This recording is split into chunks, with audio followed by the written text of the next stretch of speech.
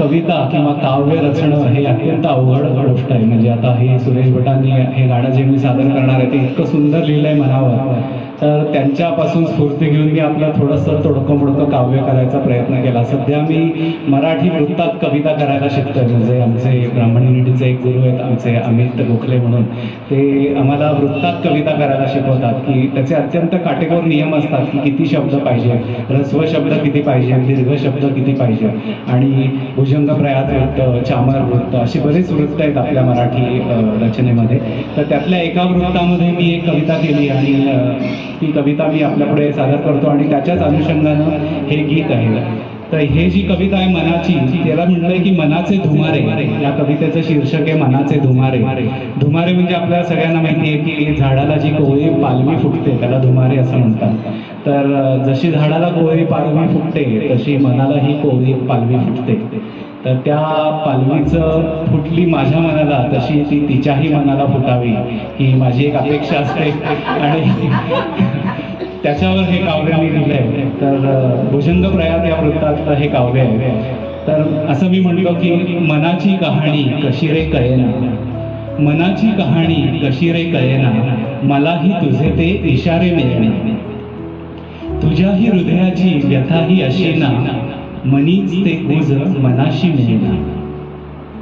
मग मी म्हणलंय कळेना वळेना मला बोलवेना, कळेना वळेना मला बोलवेना, तुझ्याही चित्ताची अशांती ठरेना, तुला पाहण्याचे मनी स्वैर झाले, मनाचे इशारे मनी दाट झाले. मग म्हणले मनातील काटे मनी साठवावे, फुटावी मनाशी खुशीचे शहारे, मनाशी मनाचे कसेरे पटावे, मनालाच ठाव मनाचे पसारे.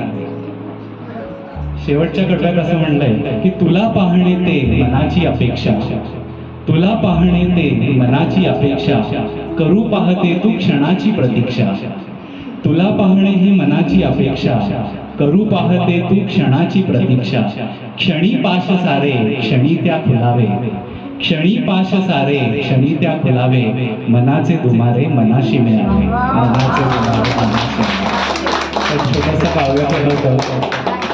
तर माझ्या गुरूंनी अमित गोखले यांनी सांगितलं होतं की तू जेव्हा पहिल्यांदा हे काव्य सादर करशील कुठल्याही मंचावरून आणि तेव्हा या तुझ्या काव्याला जेव्हा टाळ्या मिळतील तेव्हाच मला धन्यवाद दे. तुझ्या गुरूंसाठी एका जोरदार टाळ्या. धन्यवाद.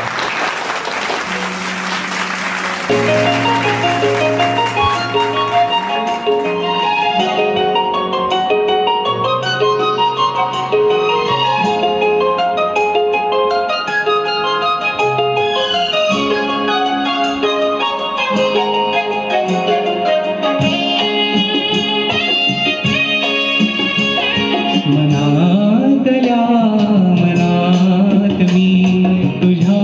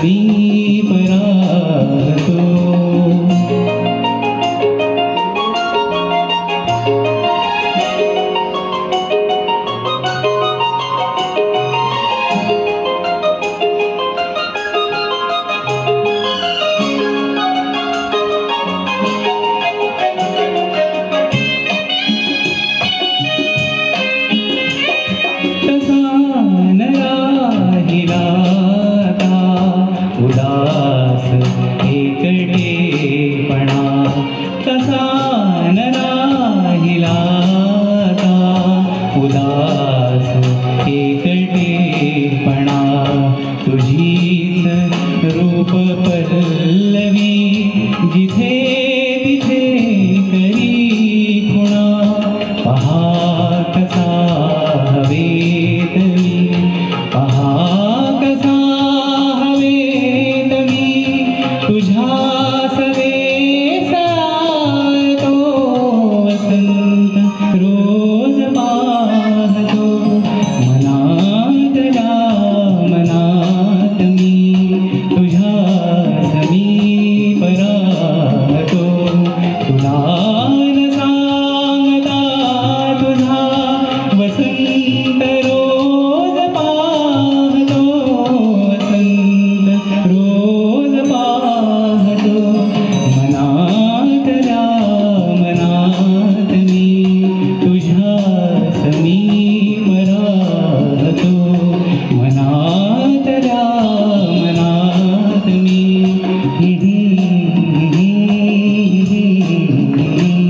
मनातल्या मनात मी